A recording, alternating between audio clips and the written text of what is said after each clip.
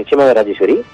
கோவை மாவட்டத்தில் உள்ள வெள்ளியங்கிரி மலை ஏறுவதற்காக பல்வேறு மாவட்டங்களில் இருந்தும் மற்றும் அண்டைய மாநிலங்களில் இருந்தும் வந்த 3 பேர் 2 நாட்களில் உயிரிழந்து உள்ளனர். இது பெரும் சோகத்தை ஏற்படுத்தியுள்ளது.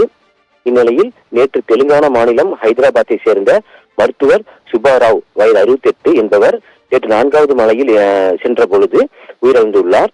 இதே போல சேலம் மாவட்டத்தை சேர்ந்த தியாகராஜன் வயது 35 என்பவர் முதல் மலை ஏறும் பொழுது குரங்கு பாலம் அருகே மயங்கி விழுந்து உயிரிழந்துள்ளார்.